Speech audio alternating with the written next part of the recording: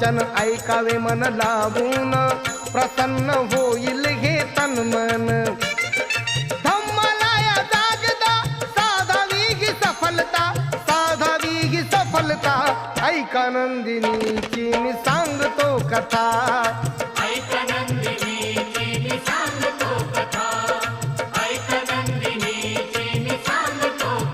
बघून सुकेशिनीचे मुंडण, तिला विचारी भंते कारण.